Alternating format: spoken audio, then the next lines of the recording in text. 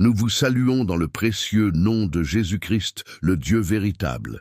Et nous vous rappelons que sur notre chaîne, nous partageons des enseignements sur la parole de Dieu et des leçons de vie. Merci de vous abonner à notre chaîne pour ne pas perdre cette vidéo ou pour ne plus manquer nos prochaines vidéos. Merci aussi d'aimer, commenter et partager nos vidéos avec vos proches et connaissances pour que ces enseignements et leçons leur parviennent aussi.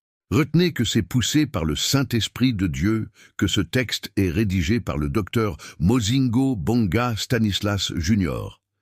Et il a tenu à en faire une vidéo pour édifier les gens à travers le monde. Sans plus tarder, entrons dans le vif de ce sujet. Cher homme, chère femme, il est vrai que le mariage fait aussi partie des institutions divines. Sauf que pour le mariage, Dieu ne l'a obligé à personne. Dieu a plutôt laissé le libre choix à chacune de se marier ou de ne pas se marier. Attention, beaucoup risqueraient de mal interpréter ce que nous venons de dire. D'où il faut écouter ce message jusqu'à la fin pour mieux le comprendre.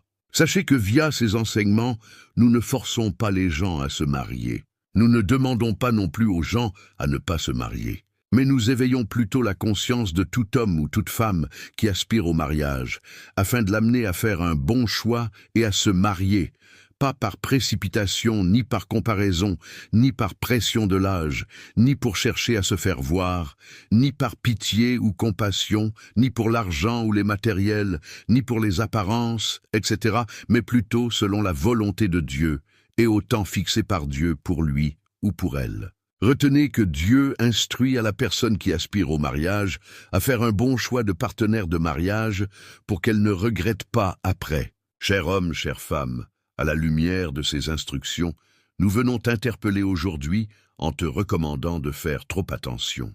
Sache que se marier n'est pas synonyme d'avoir réussi dans la vie ou d'être entré au paradis céleste. Le mariage n'est pas synonyme d'avoir réussi dans la vie.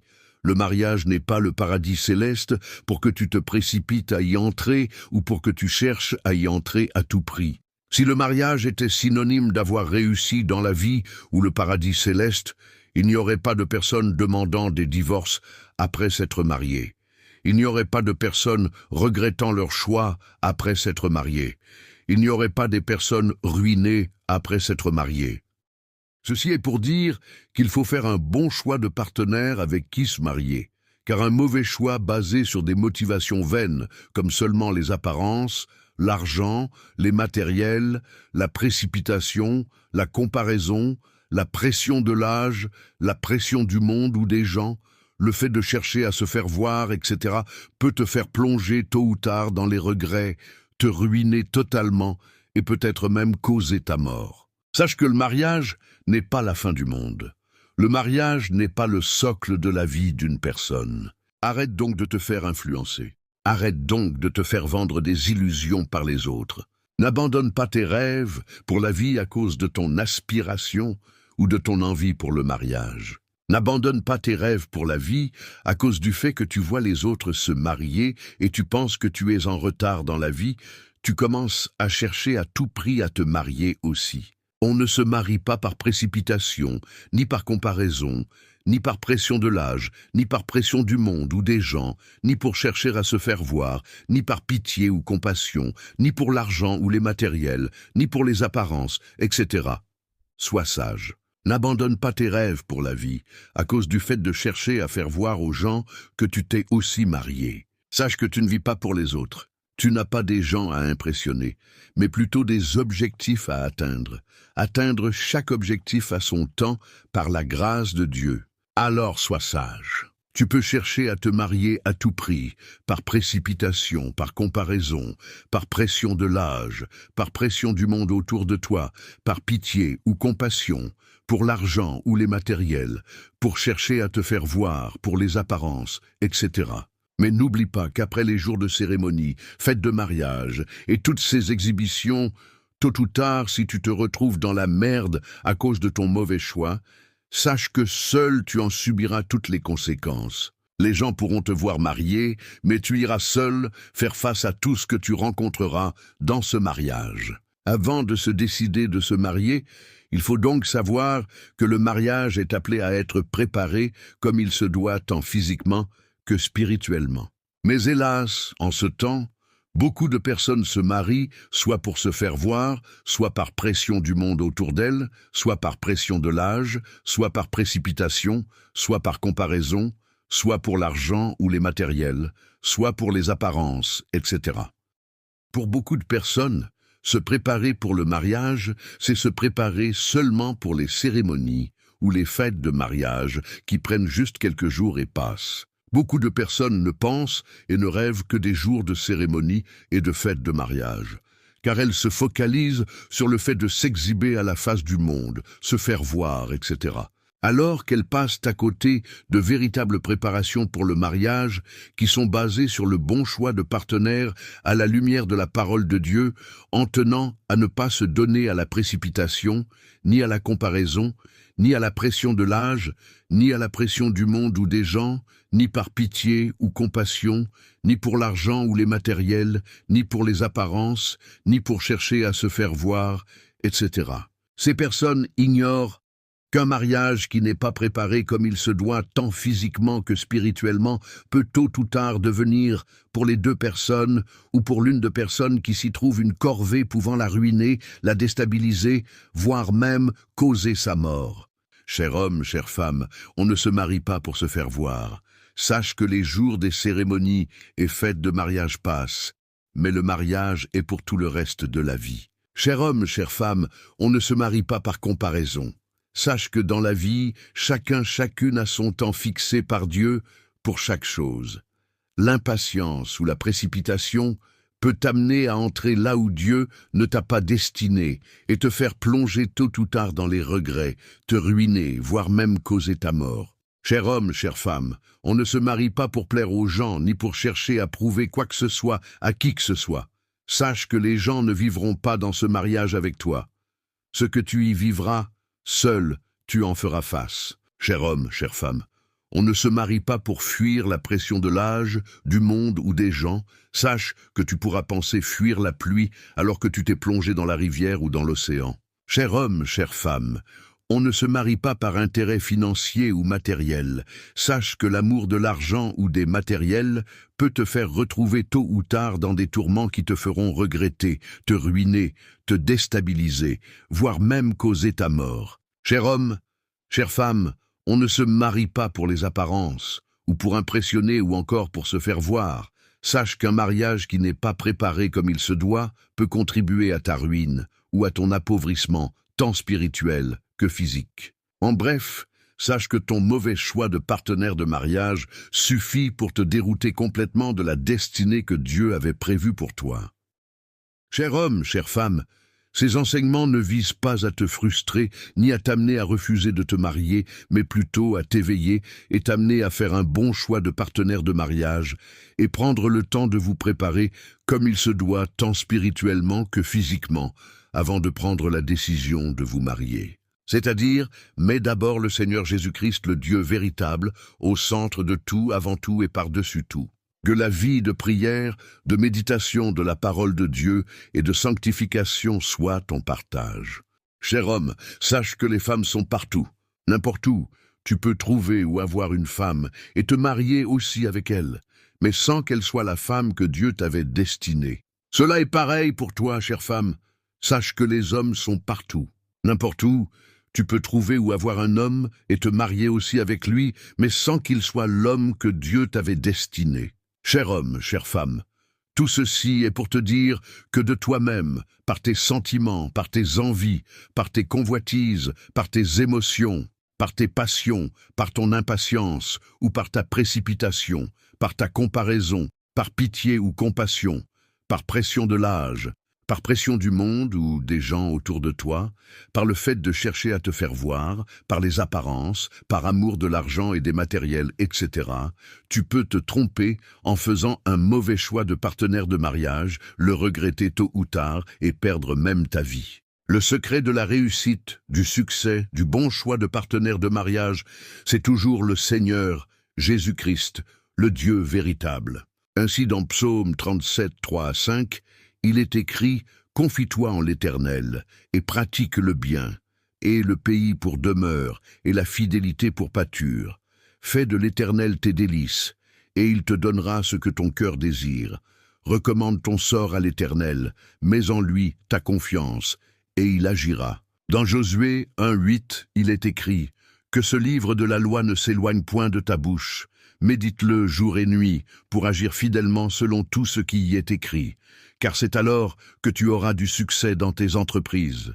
C'est alors que tu réussiras. » Dans Proverbes 16, 2-3, il est écrit « Toutes les voies de l'homme sont pures à ses yeux, mais celui qui pèse les esprits, c'est l'Éternel.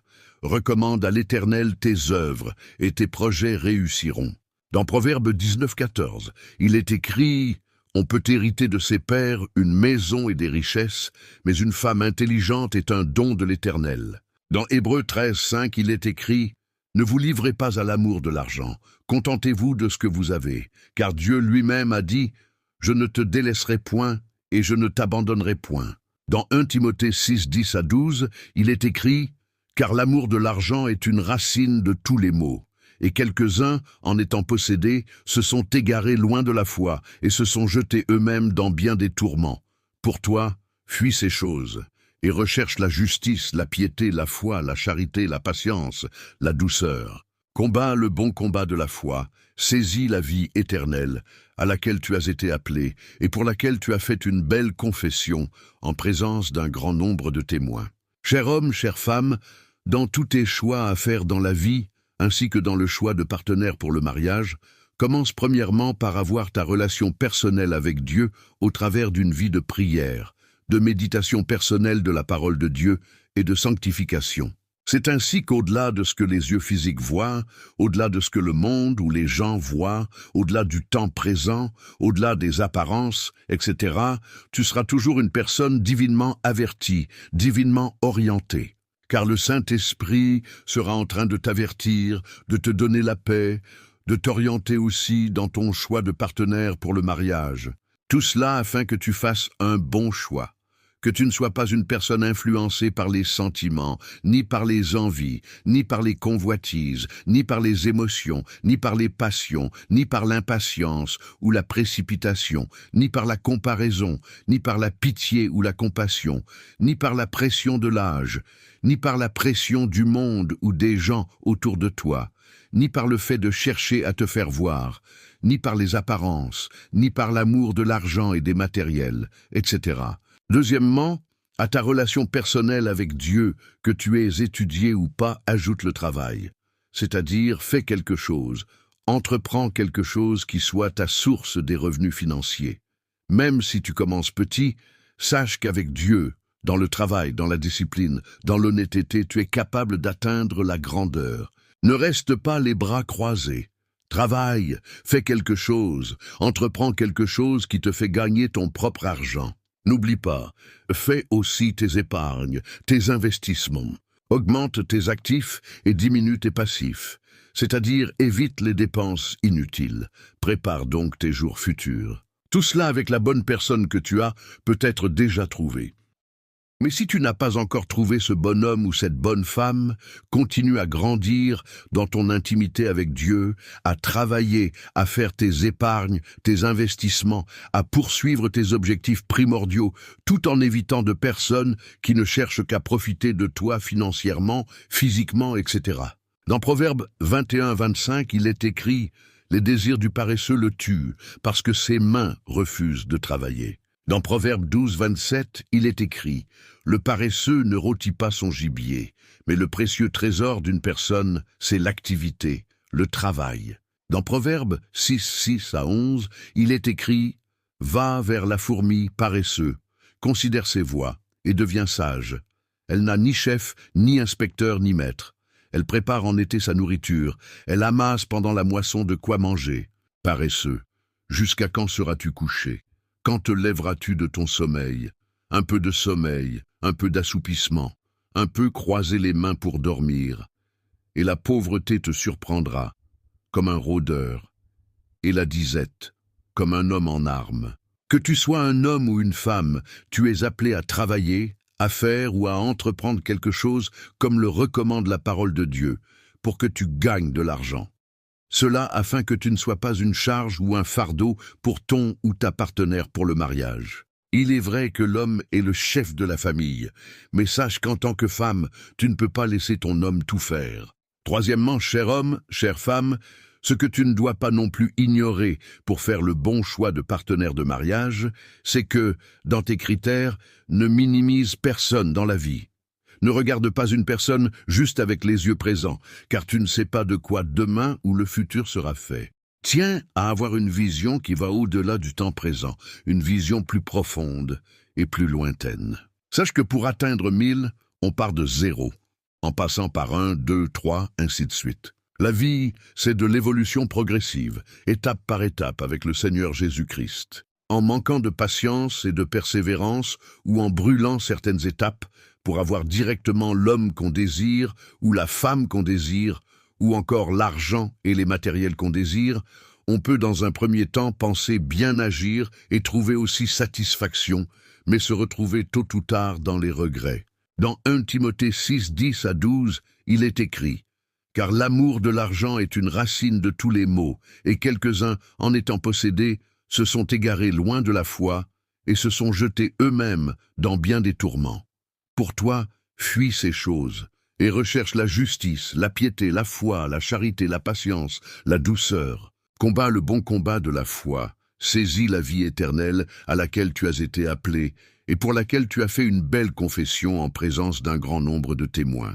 Dans Ecclésiaste 3:11, il est écrit « Dieu fait toutes choses bonnes en son temps ». Ainsi, avoir l'intimité avec Dieu au travers d'une vie de prière, de méditation de la parole de Dieu et de sanctification, écouter la voix du Saint-Esprit, connaître la parole de Dieu, grandir dans la connaissance de la parole de Dieu, patienter et persévérer avec une bonne personne, se communiquer, se parler, se reprocher, se pardonner, se corriger, se soutenir, s'entraider, travailler ensemble, sont des éléments essentiels qui aident à faire le bon choix de partenaire de mariage. Si tu manques ces éléments essentiels, tu seras conduit ou conduite par les sentiments, par les envies, par les convoitises, par les émotions, par les passions, par l'impatience ou par la précipitation, par la comparaison, par la pitié ou la compassion, par la pression de l'âge, par la pression du monde ou des gens autour de toi, par le fait de chercher à te faire voir, par les apparences, par l'amour de l'argent et des matériels, etc. Ainsi, tu pourras te tromper en faisant un mauvais choix de partenaire de mariage, le regretter tôt ou tard et perdre même ta vie. Tous ces enseignements sont pour t'aider afin que tu fasses un bon choix de partenaire de mariage pour ne pas regretter tôt ou tard. Merci pour votre attention. Nous vous rappelons que sur notre chaîne, nous partageons des enseignements sur la parole de Dieu et des leçons de vie. Merci de vous abonner à notre chaîne pour ne pas perdre cette vidéo et pour ne plus manquer nos prochaines vidéos. Merci aussi d'aimer, commenter et partager nos vidéos avec vos proches et connaissances pour que ces enseignements leur parviennent aussi. Nous revoir à la prochaine vidéo, si le Seigneur Jésus-Christ, le Dieu véritable, nous le permet. D'ici là, portez-vous bien.